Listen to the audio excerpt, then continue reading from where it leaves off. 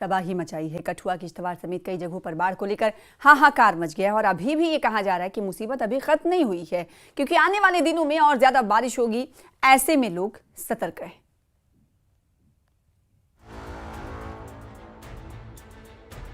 कठुआ, कटरा और किश्तवाड़ में आसमानी आफत जमकर बरसी है। पहाड़ों पर लगातार हो रही बारिश कहर बनकर टूटी है। बारिश से हाल इतने बेहाल हो गए हैं कि लोग जहां तहां फंस कर रह गए हैं। पहले बात कठुआ की, जहां कोट पन्नू में उज्ज दरिया ने अचानक उग्र रूप ले लिया।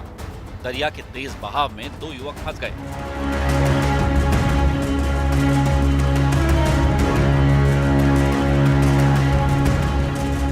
बताया जा रहा है कि दोनों मछली पकड़ने गए थे।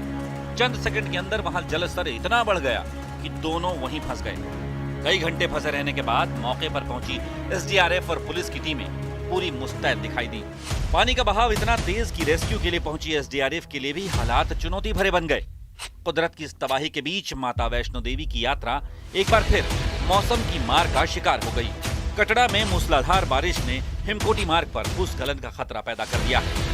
तेज बारिश की वजह से मलबा गिरा और हिमकोटी मार्ग पर श्रद्धालुओं की आवाजाही को एहतियातन रोक दिया गया। श्राइन बोर्ड की टीमें मौके पर राहत कार्य में जुट गई हैं। भूस्खलन का असर भैरों घाटी मार्ग पर भी पड़ा है।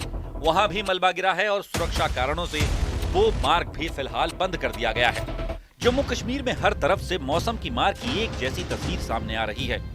किश्तवाड़ के कनवार गांव में भी भारी बारिश का कहर टूटा है। मूसलाधार बारिश ने ऐसा कहर बरपाया कि गांव में बाढ़ जैसे हालात बन गए। सरूर इलाके में अचानक हुई तेज बारिश से बरसाती नालों में उफान आ गया और पानी गांव के अंदर घुस आया। खेतों से लेकर घरों तक पानी ही पानी नजर आया, जिससे लोगों में दहशत का माहौल है। गांव के कई परिवारों को सुरक्षित स्थानों पर भेजा गया है। राहत और बचाव दलों को अलर्ट कर दिया गया है और हालात पर नजर रखी जा रही है।